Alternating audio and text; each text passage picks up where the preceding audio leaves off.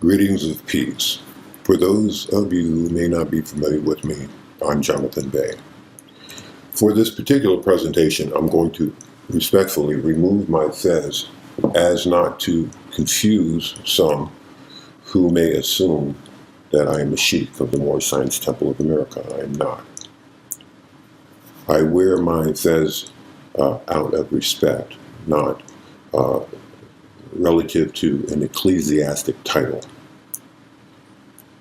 I respect and support monetarily the Moorish Science Temple of America, but I am not speaking from the position as an official of the Moorish Science Temple of America. Today I am speaking purely as a loving, caring family member who wants to take this opportunity to provide you with some important information. For this particular information, I have made myself a series of notes. This index of notes is simply so that I can keep a correct chronology of the information that follows. Much of what I have to say during this presentation, and it will be entitled MoorTalk Episode14, may for some seem far-fetched, even contrived. But I assure you, every aspect of what you are about to hear is absolutely true in every aspect of its nature. If you are a Moor, then you are by pure default genius. It is in fact the genes in us which have afforded us all, each Moor, opportunity to reanimate the exceptional brilliance which lies innately latent in us all, temporarily dormant, awaiting that inevitable rejuvenation. With the resources of your melanin's genetic memory lies a virtual treasure trove of epiphanies awaiting reactivation. That is one reason we are, by some, so very feared. This is how it works. Well, you've all heard the saying from time to time, study, study, study.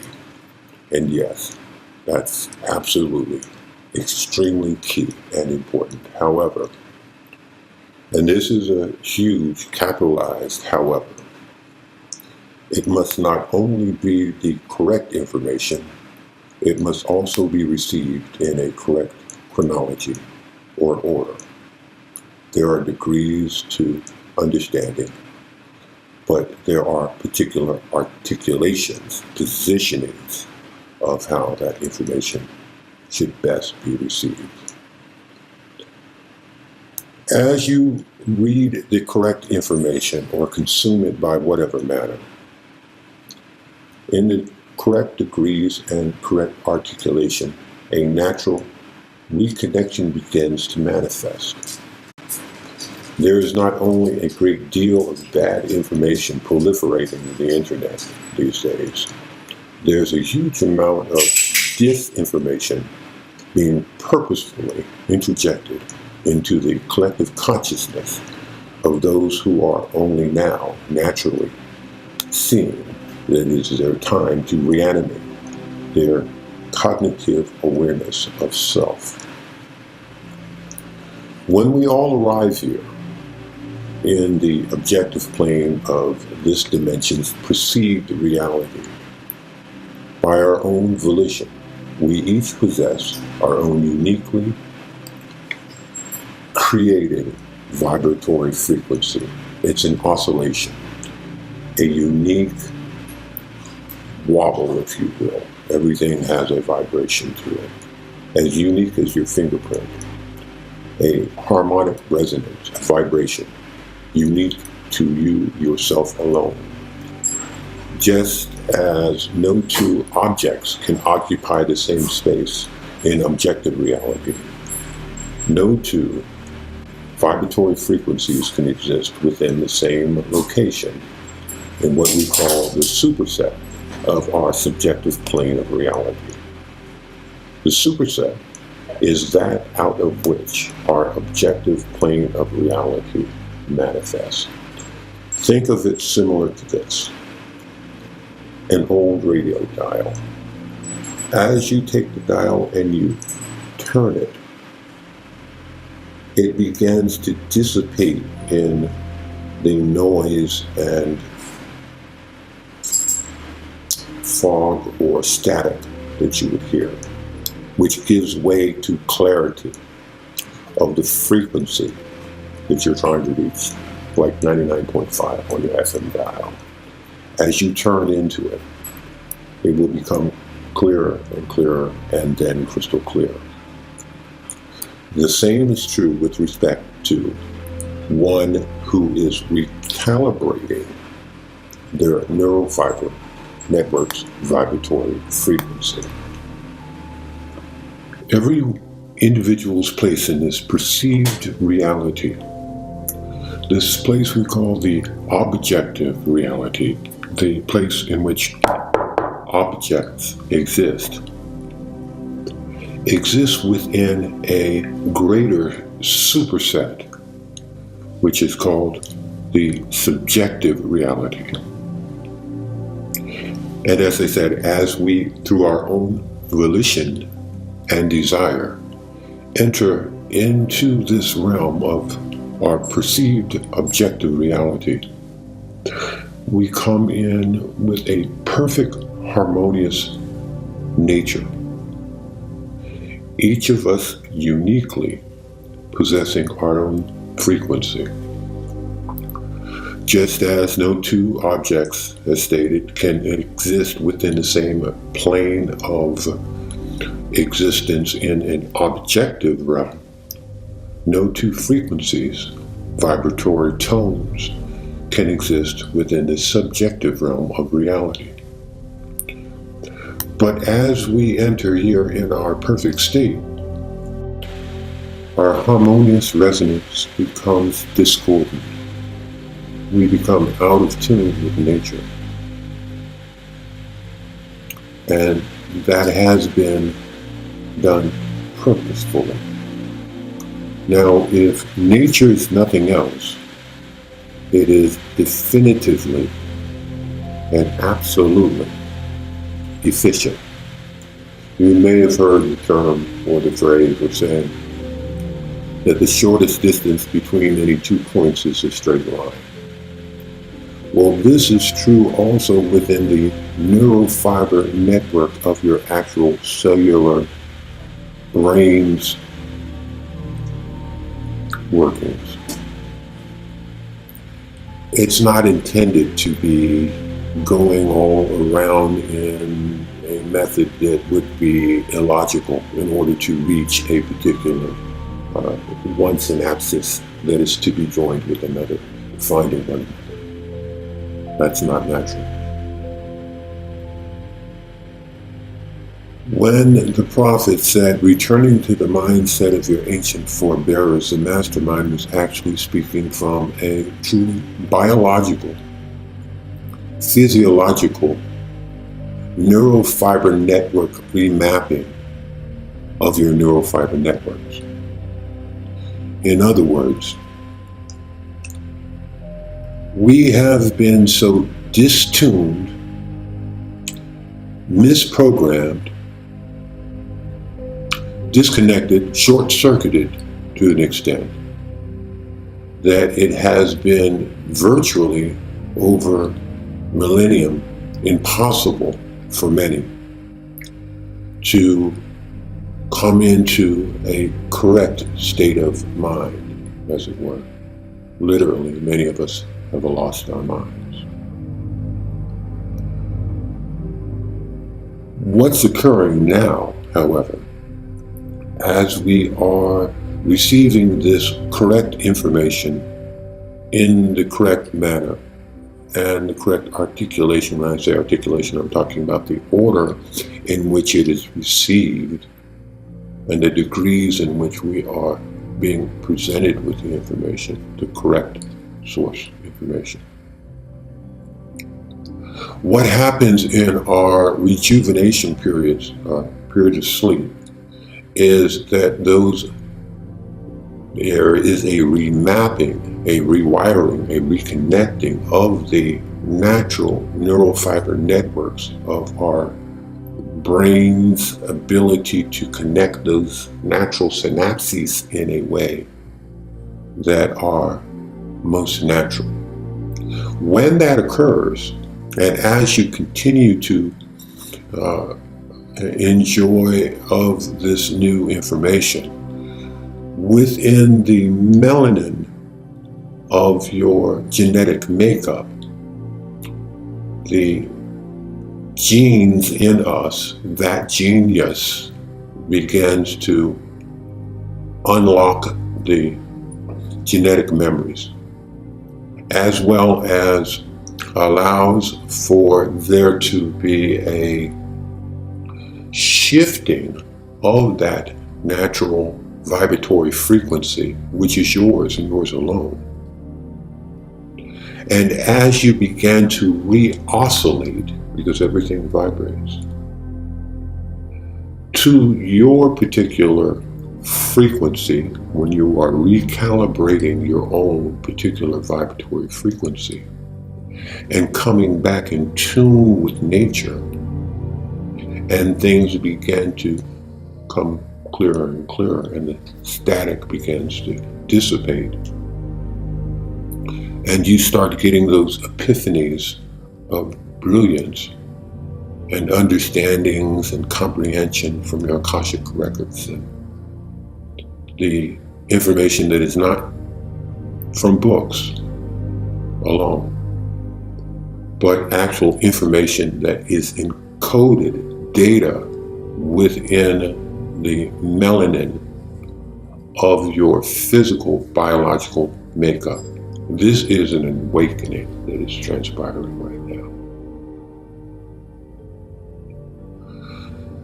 So, what we're going to do is we're going to begin to identify the processes, the methodology by which this occurs.